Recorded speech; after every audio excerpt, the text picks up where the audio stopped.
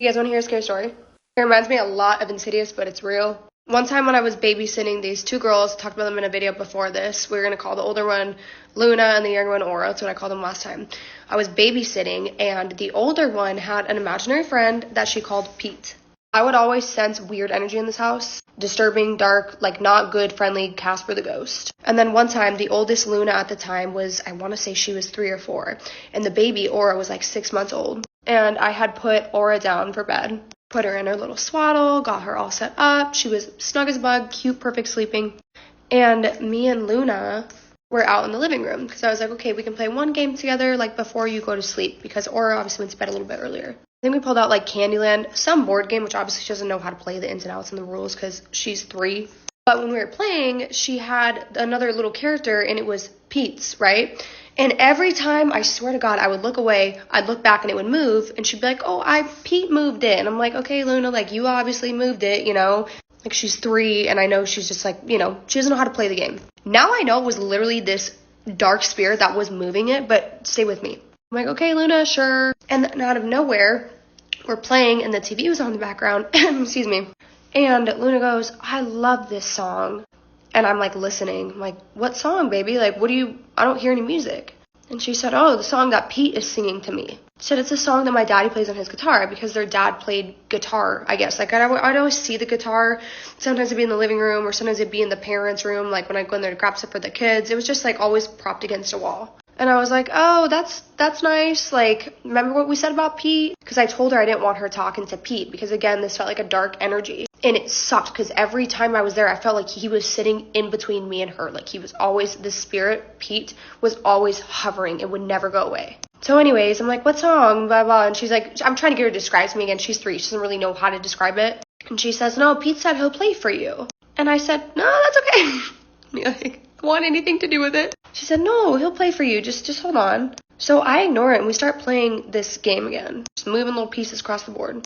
And all of a sudden I hear the strum of a guitar. Just a solo strum, like an off chord. And I just get chills down my back because at this time the guitar was in the parents' room. I only knew that. I hadn't gone in their room that time. But because I heard it and their door was shut. And Luna jumps up. She's like, oh, I told you, Riley. Like, I told you. Pete said he'd show you the song. It's my favorite song. And I'm terrified. Like, I'm trying so hard to act cool. I don't know how this little girl is not so scared. But I'm just like, oh, okay, hold on. Let me just go look real quick. Because my immediate thought was like, maybe somebody's in the house. Like, a real person. Because that sounded way too real. It literally was just a strum of a guitar. So I go into the parents' room. I turn on all lights. The guitar is just sitting against the wall. Nobody's in the house. I do a sweep. And I'm like really disturbed because every sweep I'm doing, I feel like something is just hovering and following me into every room I'm going into.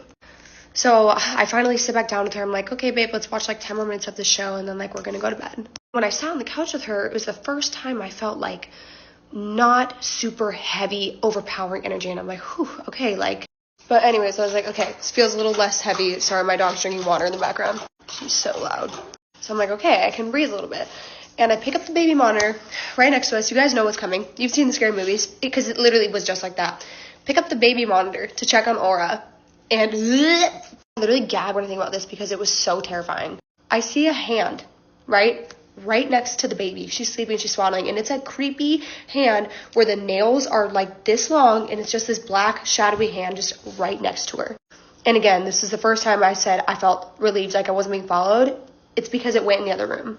I freak out. I literally sprinted, ran, busted into Aura's room, woke her up because I came in the door so hot. She was crying and just felt that energy in that room was disgusting. I pick her up. I bring her back out to the living room. I'm like trying to explain to the parents when they come home, like they're going to think I'm insane of why their kids are still awake. And I'm sitting on the couch with the baby and with Luna. And I forgot to turn off the baby monitor. And I literally hear just disembodied voices coming from the baby monitor. Terrifying, out of nowhere, loud. And I literally just shut the baby monitor off. And the baby ended up falling back asleep in my arms.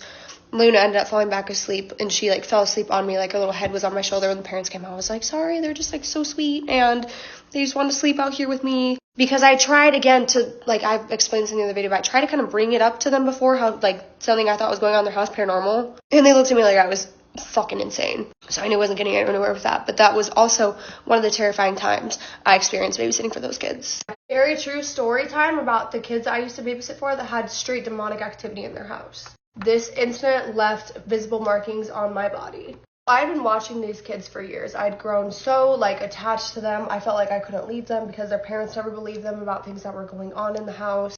So at this point, Aura, the youngest one, was probably, I'd say, like, 3, 4. And Luna was, like, 6 or 7. I forget their age differences, but it was somewhere in there.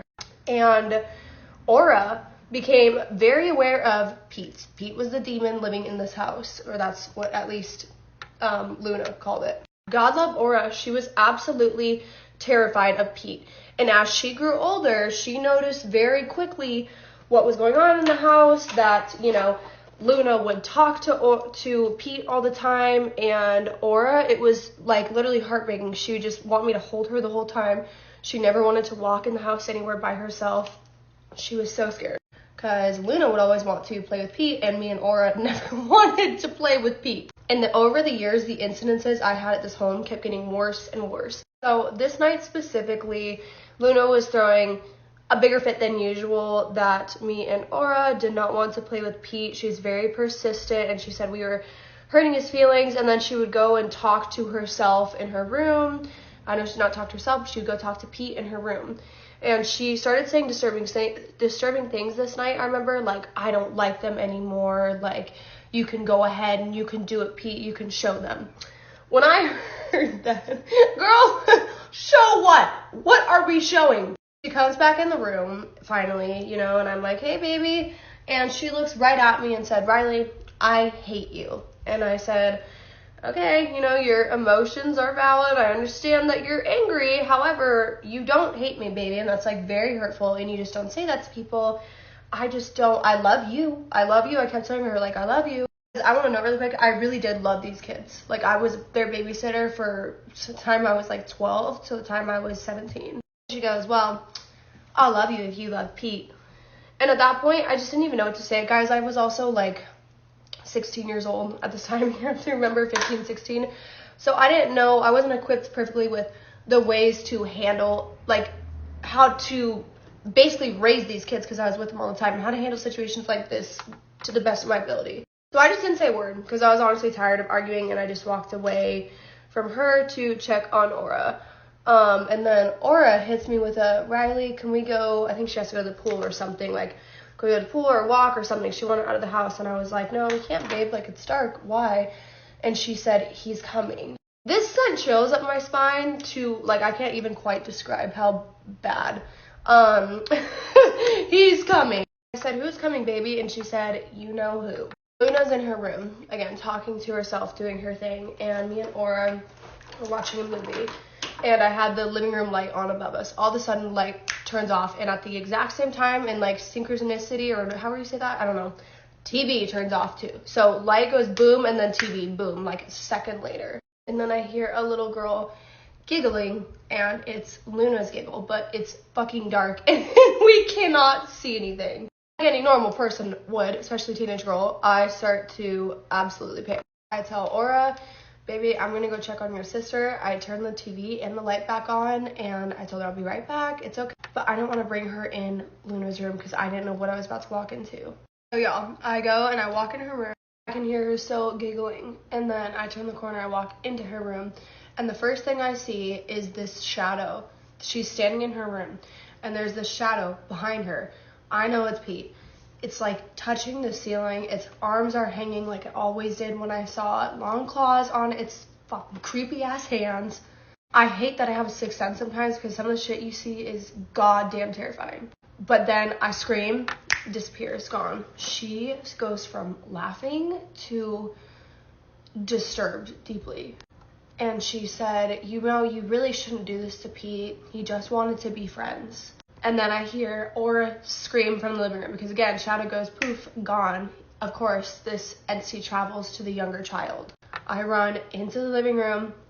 Aura's on the floor. She's sitting on the couch. She's screaming, and she sees me. Oh, it breaks my heart. She, like, reached her arms out for me when I ran back in the living room. She was crying, Riley, Riley, Riley, help me. I bend over to pick her up off of the floor, and I feel the sharpest pain on my back when I bent over to pick her up. I had 3 claw marks on my back, like this, starting in the middle, down to the bottom. They weren't deep enough where I needed stitches, but they were definitely scratches that were bleeding. So I'm like in the middle picking her up, and thank God I didn't drop her. I feel like that was its goal, was for me to pick her up and then drop her again. Like, this thing just wanted to hurt and scare people. I remember coming home and telling my mom what had happened to me, and she didn't believe me. And then I showed her, and the way that it was something I couldn't have done myself. I can't bend that way. We were trying to like figure out every possible situation. They didn't have dogs, didn't have cats. Like, my mom's jaw was on the floor. Because if you look into it and you're spiritual like me and kind of know a little bit about the shit, 3 claw marks, that's not good. 3 is just not good ever. And that was probably the most fearful I'd ever been of that entity. Hey guys, so I have another story for you. This is an older story. I've shared it before. I'm going to condense it down to one video.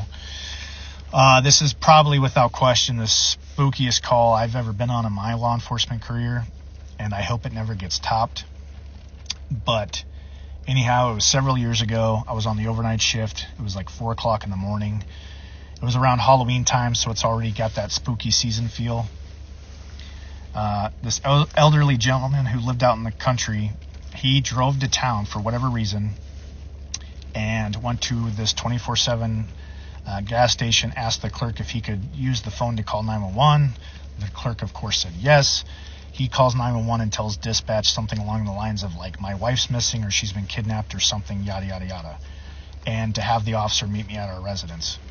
So I go to the residence, and as I pull up and I get out, I don't see any red flags, if you will. Normally in a situation like this, you would see or hear some commotion. You would have something standing out to you. I'm not getting that. It looks very calm, very quaint. I don't know what I'm really walking into at this point. I have terrible officer awareness. I walk up the driveway and I pass his truck, and he hops out of the truck behind me, and as I turn around, he's got a handgun. And he's extremely agitated and upset and emotional at the fact that his wife is missing or kidnapped or whatever it was. So after a few minutes of coaxing the handgun from him and make it safe, I put it on the hood of his truck. I'm like, okay, talk to me, what's going on? And he says, okay, follow me to the house. So I follow him to the house, and as he gets to the door, he says, and I will never forget this, he says, do you believe in God? And I said, yes, I do. And he says, good. And that means you believe in the devil. And I'm like, what? So he opens the door. He says, forgive me for all the candles. He says, that's the only way we can keep it out, or something like that. And there's no candles, but yet he's tiptoeing through the living room like he doesn't want to step over these mysterious candles. There's no candles. So as I'm walking in the living room and all the furniture's gone, it's just an empty room. Like, I don't know if they're moving or they just moved in. It's just completely bare and empty. Although at every window around the home, I see a rifle or a shotgun, and I see spent shell casings and bullet casings. And I'm like, hey, bro, what's up with this? And he said, oh, I've been shooting out at these demons outside all night, trying to keep them out from coming in the house. I'm like, oh, okay, yeah, well, we're not going to have that right now. So he lets me make all of his firearms safe, and talking to him, trying to figure out where his wife may be.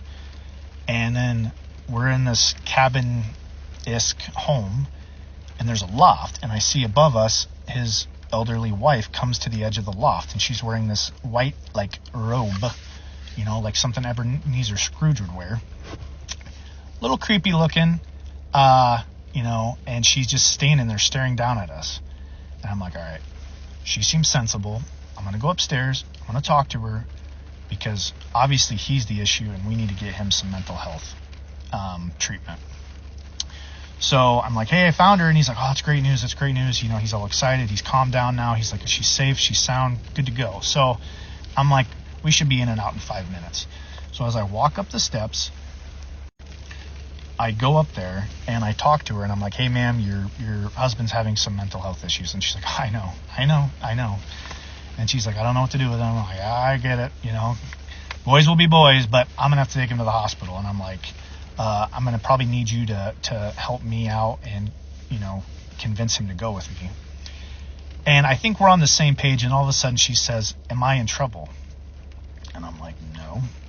Why would you be in trouble? And she's like, well, I'm curious. And I'm like, well, he's not in any trouble either. But why did you say, are you in trouble? Like, there's something not right about how she said it. And she said, well, because I fed it. I'm like, fed what? She's like, I was feeding the devil babies. And I'm like, what?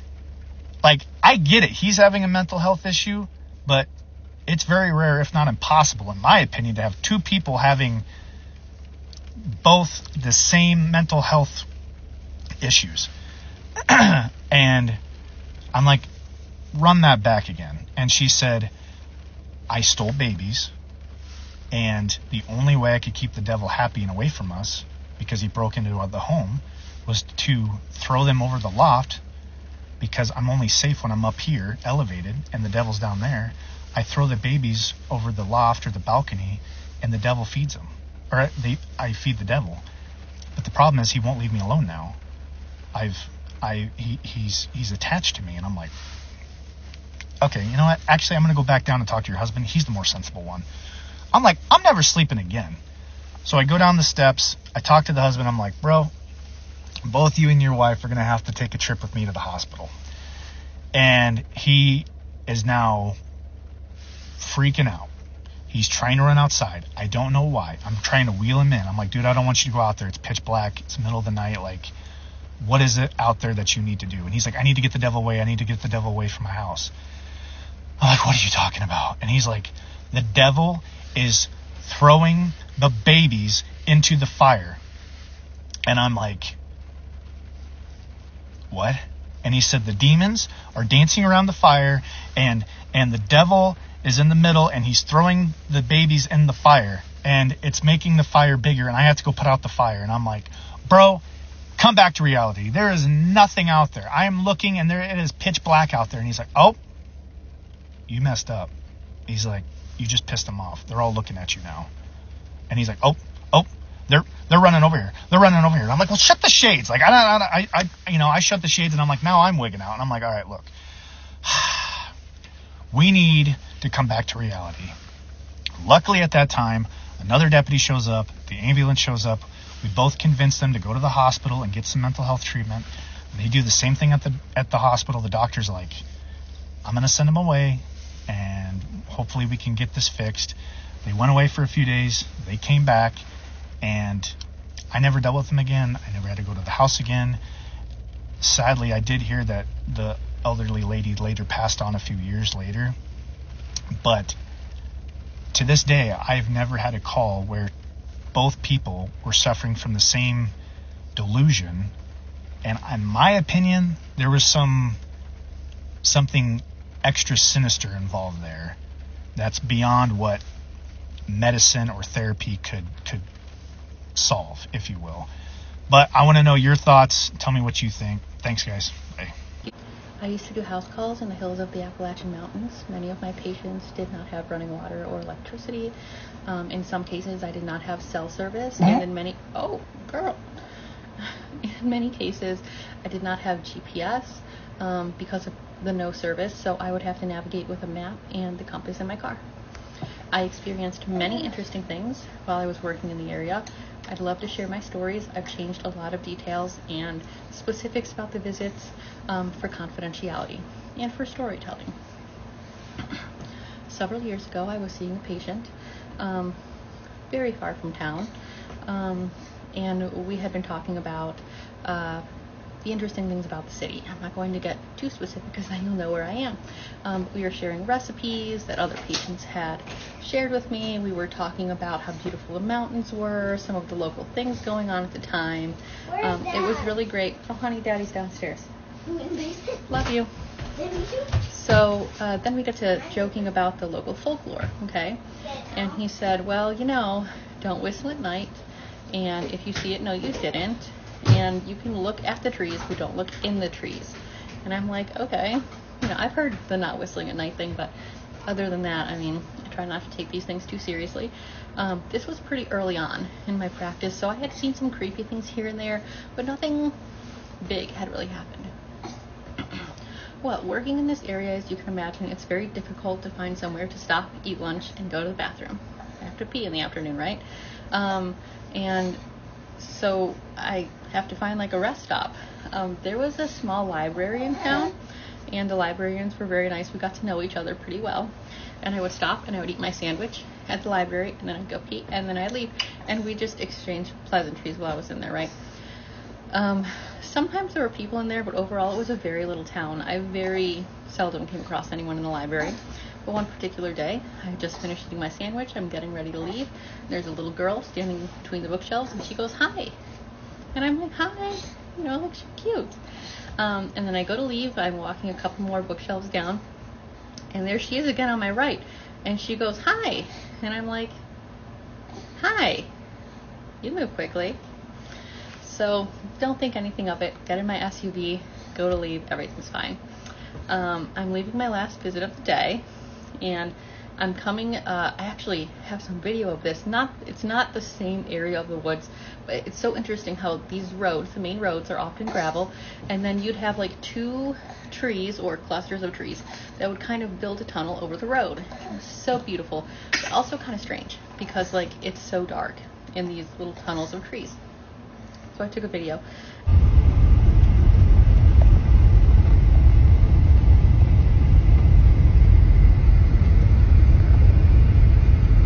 Last visit of the day. It's quite foggy when I got out in the evening. It's like the height of summer, right? And I go to get in my car, and I hear, "Hi."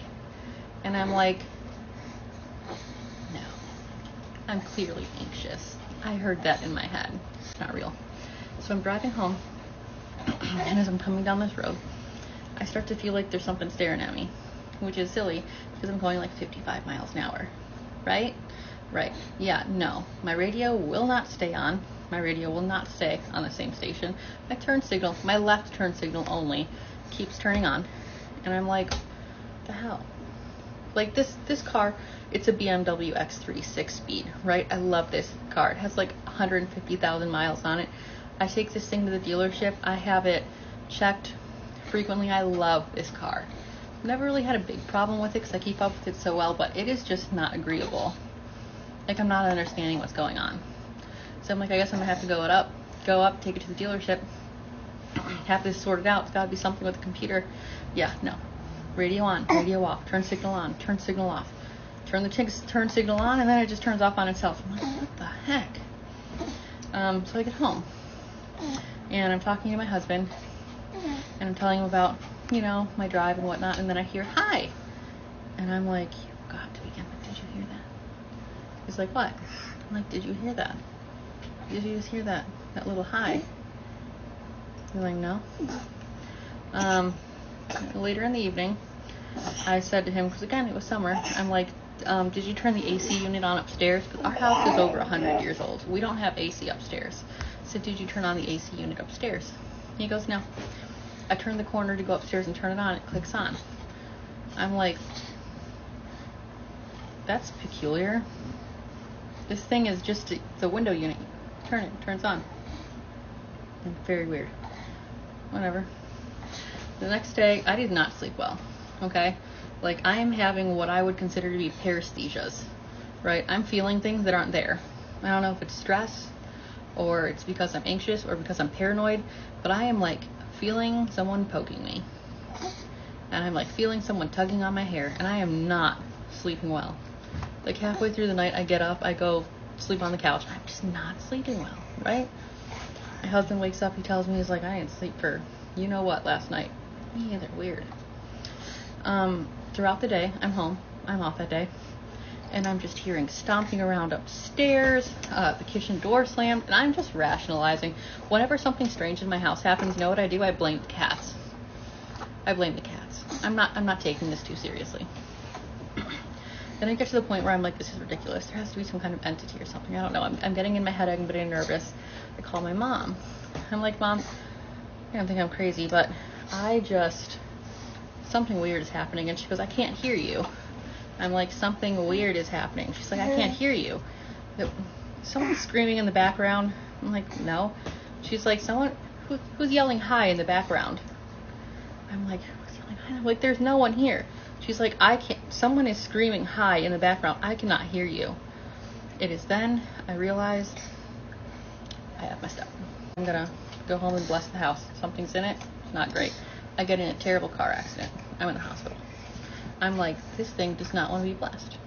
I go to try to bless it again. 2 of my toenails fell off. I'm like, okay. I'm like, we're not doing this. We're not doing this, and I'm not scared. And this can't happen. In the meantime, my son is younger, and I'm sitting on the couch, and I'm looking at him, and he's standing in the doorway, lifting his hands up, asking to be picked up, like reaching towards something. I'm like, what are you looking at, honey? What are you looking at? And he's reaching for it. And then he waves goodbye and stops reaching. Oh, hell no. Who are you waving at, baby? There's no one there, honey. Magnus? My happy self back to that library, okay? And I said, whatever, you're staying here. You're going to take your happy ass back to where you were, wherever you were in this library. You're not staying with me. I'm not about to do this with you. And I told the librarian, I said, I don't know, I know it sounds crazy, but I've been hearing a little hi ever since I left here. There's something in my house, it's freaking me out. I'm like, it could just be anxiety, I don't know, but I feel like it's touching my hair at night. I can't do this. You know what she says? She goes, that's so interesting, because we've had people say that they've seen a man in the stock room. We've had people say that they've seen a child. We've had people say that they saw a cat. We've had people say that they saw like a lady working that didn't work here. And I was like, okay. So in a little town in the Appalachian Mountains, there's a very small library with 2 lovely bookkeepers and a mimic. Yeah, I'm pretty sure that's a mimic. And luckily, it decided to go back to where it came from and stay there because I'm not about to deal with it. So also, those 2 toenails still don't grow back the same. Again, kind of anticlimactic. Nothing bad happened, but nonetheless, it was a pretty creepy experience. So this is my first time making a video, so just bear with me. My little guy's gone to sleep, so I thought I would do this now. So yeah, this is a story about what I saw more than 10 years ago now as a teenager at the time. And I just wanted to share it because I've never heard a similar experience. So yeah, I'll get right to it. So yeah, it was more than 10 years ago. At the time, we lived in a small prairie town in Alberta, like 300 people, tiny town, and it's just surrounded by farmland, like prairie land in every direction. So one night, my sister and I were having a sleepover with 2 friends, and my sister and the one friend went to sleep really early on in the night. But me and the other friend stayed awake chatting until like 3 in the morning. So we had our big mattress on the floor that overlooks the 3 big windows in my sister's room. And then looking outside her window, you can see the elementary school across the street. And then the school parking lot. And then it's just surrounded by farmer's field all around it. So yeah, so we're staying up talking late and we're having a nice time just chatting, and my friend suddenly stops the conversation and points to the farmer's field and says, "Oh, who's that?" And I follow her gaze and I see 2 beings walking in the field and coming into the school parking lot. So, initially I see them and I'm just really kind of confused and surprised. We had checked our phones and it was around 2:30 to 3, somewhere in there. And yeah, you just see these 2 beings that are in a farmer's field and they're coming out into the street light. So as they're making their way into the street light, they've kind of cut across now, and they've come from the farmer's field into the school parking lot, and they're making their way directly to where my friend and I are, like to our house, sorry. And so we can make out their appearance really clearly. And I will tell you what they looked like because it was really, really odd. So there was 2 of them. They were very little, like maybe 5 feet, but you could just see clearly very petite and small. They both looked male. They both had bald heads, and they were both wearing the same strange brown monk robe, looked like a monk robe with a tie at the waist. And they were absolutely identical to each other. And just really odd appearance. And it freaked us out. Now, in my mind, I'm thinking it has to be someone I know. So there were some teen boys in the town that would often come at night and chat with my sister and I through the window. And so my mind is thinking it's got to be them, right? I don't know what. I could see it wasn't, but, you're trying to figure out who they are. Oh, sorry, my little guy just woke up. So I'm just nursing him. Where was I? So they just look really odd. And I'm thinking, my brain is just trying to process. So I start calling out to them in a loud whisper, because I don't really want to wake up the rest of the house, but I'm calling out to them. And I'm just calling out the names of the guys in town that I think it could be. And they don't respond or react to me calling out, and they continue to make their way over to the house. And they get right up to the house, right up to where my mum and dad's cars are parked in front of the house. And then they walk in front of the house and effectively go back on themselves and start walking down the street that runs adjacent to the field that they just came out of. And I just find that really odd. Now, at the time, we were just so in shock about their appearance that we didn't really... sorry, just give me one sec. That we didn't really take in how odd it was that they came up to the house like that. But years later, I thought about it and I realised they effectively paraded themselves in front of us. There was no reason for them to come out of their way like that. They came out of this dark field in the middle of the night, came right up to the house, only effectively to walk back on themselves, not directly back through the field, but on the road that's adjacent to that field. So they sort of did like this L shape, if you can imagine. Versus, if you were heading this way, you would keep heading that way. But they came, they paraded in front of the house, and then they went back on themselves. Sorry, that's my little guy there, just wiggling around 1 second. That's really freaked me out years later, realizing that it just seemed like they did that on purpose. So my friend and I stayed up talking for hours afterwards about what the heck they were, what they looked like, there was just no box we could put them in, because it wasn't like they looked aliens. Oh gosh, sorry, 1 sec. At least, they didn't look alien in the typical sense, like giant heads and big round black eyes. They looked humanoid. They looked like little people. But again, the bald heads, the identical appearance, the brown monk robes, it was just very odd. Oh, and I forgot to mention, not only did they not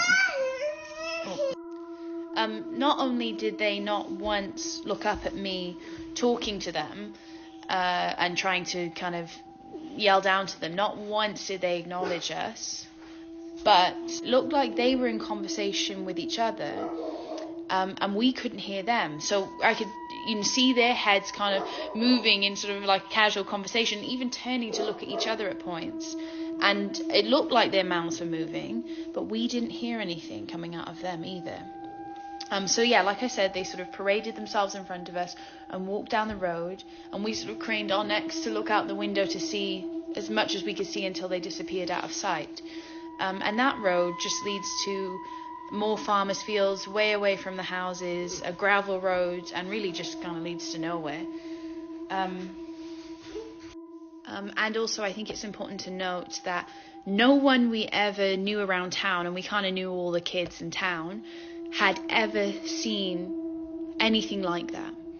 It was just my friend and I. And actually, to this day, I've never heard anyone seeing something like that. And then one more thing. So, like I said, we had kind of marked the time around that 3 a.m. point. And so during that summer, I stayed up every night till 3 a.m. looking out that window, my sister's window, and trying to see them again, because I thought if I could see them again, maybe I could actually, like, I don't even know actually, would I have gone out and tried to speak to them? I'm not sure, but I never saw them again. It was just a one-time thing, and that's that. So yeah, I don't know what people think of that, or if anyone's seen them.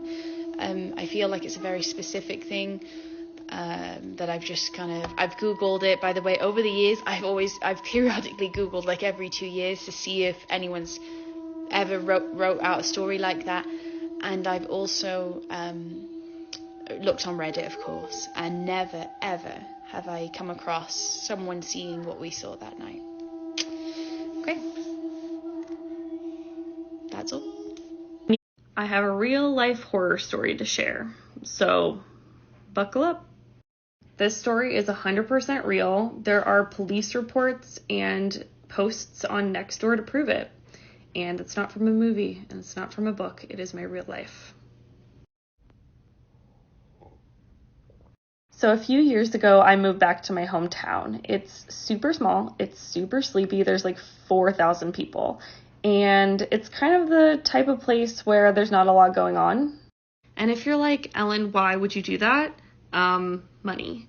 A couple that I know was like renting a tiny house. It was so cheap, and they were like, hey, if you want to move in, like, you've got the place. And I was like, great, I'll save some money. So I move in, and like literally a couple days into living there, I start to feel like somebody is watching me. Like in my house, around my house, working in my little yard, things just felt very off. And spoiler alert, like, ladies, if you have this feeling, anyone, if you have this feeling, please listen to it.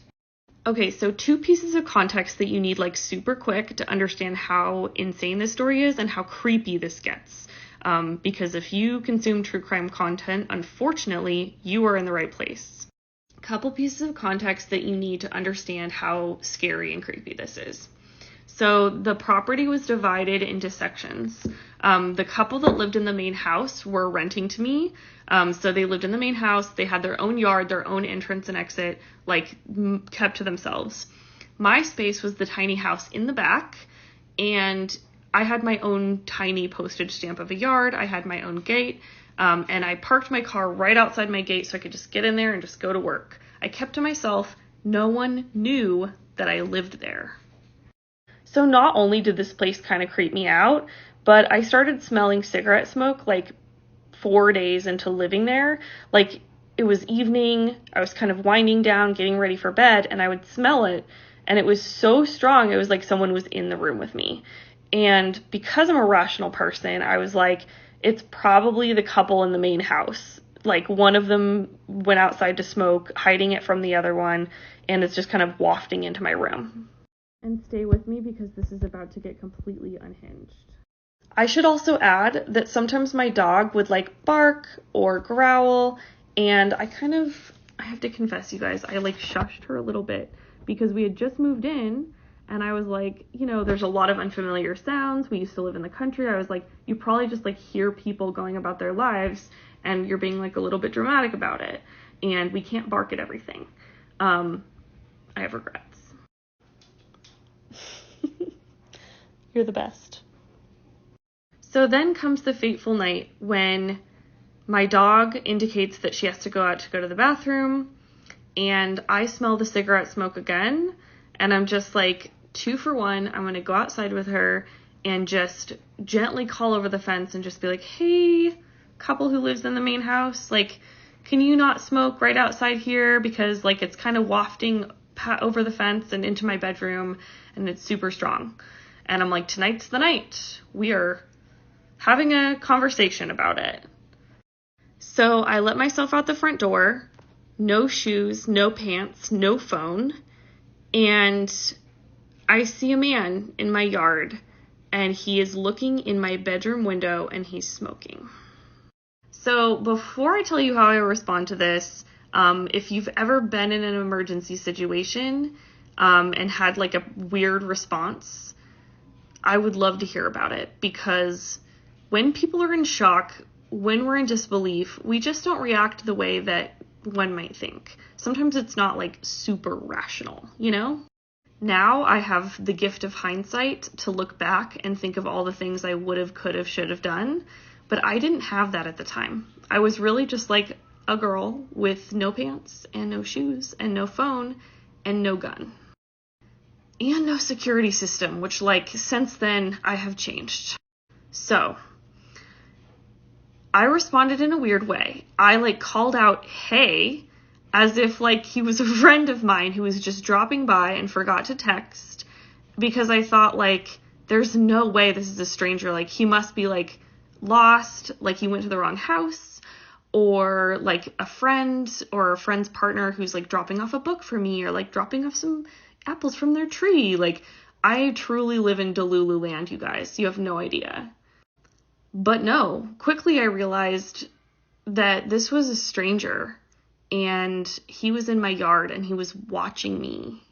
So he sees me and he's clearly on drugs because his reaction is super slow, and he turns around and like takes off, but he's like not very fast.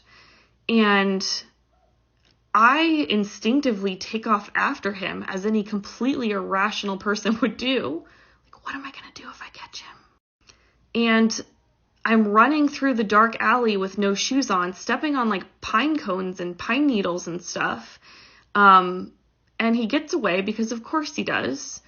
And then I'm standing in a dark alley, like for what feels like 10 minutes, which is probably like 10 seconds. And that's when it dawns on me, like finally, that this person is not lost. He's not a friend of a friend. He is a stranger who's been stalking me for months and watching me through my window, smoking. So this person who just got away has seen me get out of the shower and read a book in bed and scroll on social media. I've even woken up in the middle of the night to the smell of his cigarette smoke, which means that he's watched me sleep before. And this is all too much for my brain to comprehend. So I just stood there, you guys. And then I'm like, I have to call the police. Like, this is an actual emergency that actually just happened. Like, I have to call the police. So I go back into my little tiny home and I find my cell phone and I just sit on the bed, sweating and shaking and trying to convince myself that this was a real thing that really just happened and I did not make it up. I didn't imagine it. So I call the police and they're very nonchalant for some reason. I'm like, would you be this nonchalant if this was you or like your partner or your family? Because I hope not. And this person is a neighbor of mine. And you know that's true because like it's not random that 4 days after I moved in, I started smelling cigarette smoke outside of my house. I am confronted with the knowledge that like this person is very close to me and has been for like a while. And it's a tale as old as time because when I talk to the police of this, 4,000, 5,000 person tiny ass town, it very quickly pivots from like him stalking me and like his actions and like anything about him to like, do I do this or did I do that? It was like, do you have a gun? And at the time I was like, no, I have a gun now. And they were like, did you have a home security system? I didn't have one at the time. And did you lock your doors every day? And I was like, honestly, not really. I thought this was safe and I was wrong. And I felt so stupid and I felt so small and embarrassed, which I should not have had to feel. Okay, this is getting very long. Let me know if you want a part 2. But spoiler alert, I am not the only woman he watched.